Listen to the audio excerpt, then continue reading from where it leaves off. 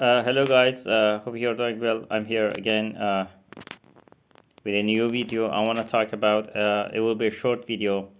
I want to talk about another uh, example of US government, US Army human rights violation in Afghanistan. There was a, when US Special Forces, they they plan to build a fob, military compound in in a far district of Urozgan province in Afghanistan. It is called Khas province, and it is Khas district of Urozgan province in Afghanistan. It is very a dangerous. It's very dangerous province and very dangerous region, and it has a lot of mountains and a lot of roof uh, terrain, and it is very hard for.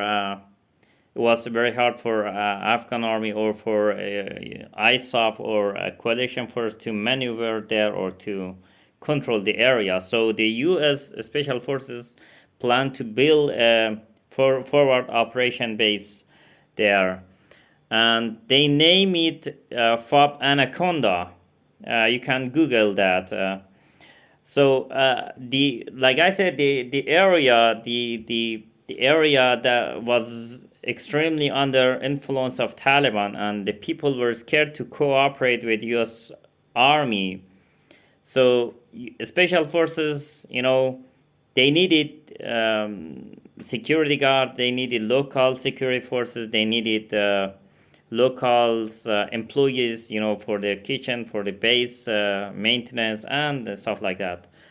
So they asked locals to support them, to come and work for them, and no one wanted, because no one wanted to risk their life, because the area, like I said, it was very dangerous, and Taliban had control overnight. Especially, they had control on the area, and they would kill anyone who support uh,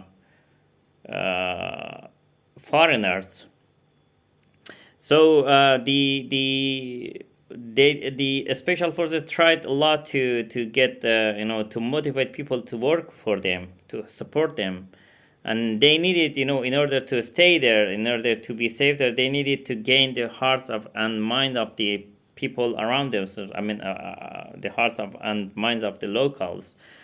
So they promised us. They promised the local that whoever come work for us, we will not leave them alone. Once we leave, we will take them with us, either to other provinces, or when we go to America, we will take them to America. We will not leave them in among Taliban. They promised the peoples. So with this promise, some locals came and started working with them as security force, local security force, as guard duty, as cleaner and stuff like that. They start working with them, and because the U.S., the special forces, the Green Beret, they guaranteed their security and their future. After a couple of years of mission, then the locals asked the special forces uh, frequently to fill their documents, to apply for visa. They, once they hear that they're gonna live in couple months, they ask frequently that their POC, point of contact, the CI, the special forces guy who was in charge of the local forces. They asked them to fill the documents and to, in order so they can apply for a visa, for a special immigrant visa. And the special forces commanders, uh, they keep bringing excuses and kind of delay the process, kind of, leave it, and I'm call it fooling them, with some reasons. And they said, okay, we did next month and next month and next month. And one day, the locals, as usual, as they came to work, early morning, as usual, they came to work to start working, as usual in the fob.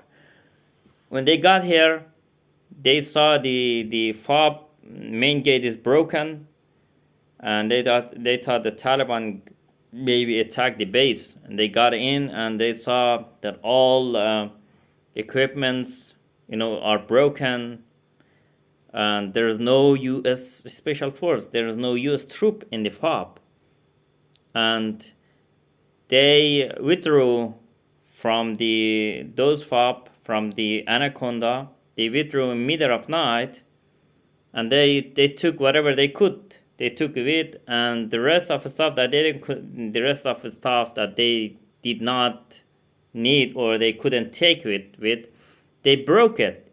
For example, TV, for example, kitchen stuffs, they broke it. I mean, at least if they did not take the employees, their local employees with, if they could not take, at least they could leave these stuff for them in order that they sell it or make money and leave the area. But they so inhumanly, they broke the stuff that they couldn't take with. It was not sensitive stuff. It was TV. It was, for example, bicycle. It was kitchen stuff, refrigerator, and stuff like microwave. Stuff like this. They broke everything they couldn't take with, and they just left the fob, left the locals without even telling them.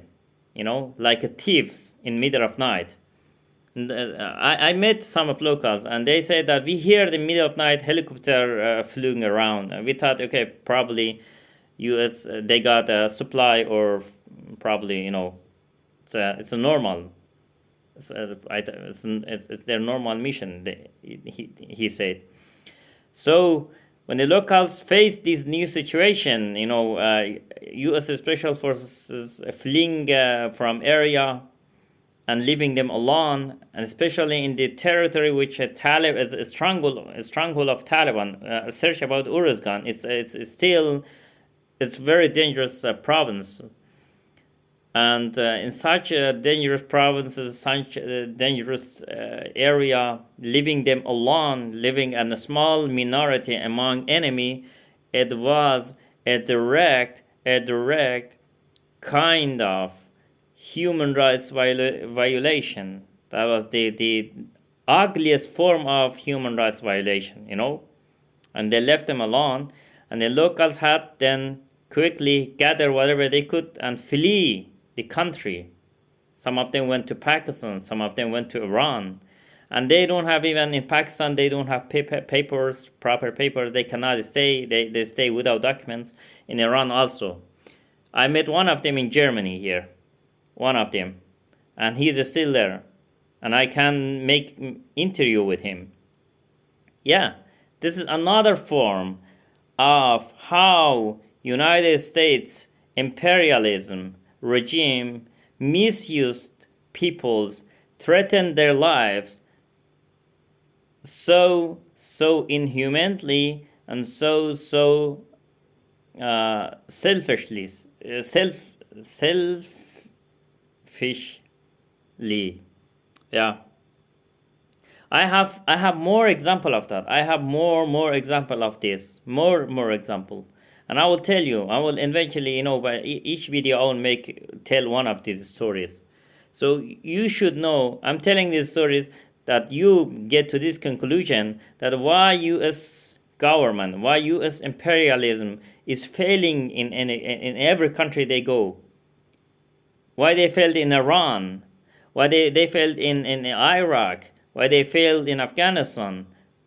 How much money they spend in Iraq? $8 trillion. That's $8,000 billion. A budget of country like Iran is like $80 billion a year.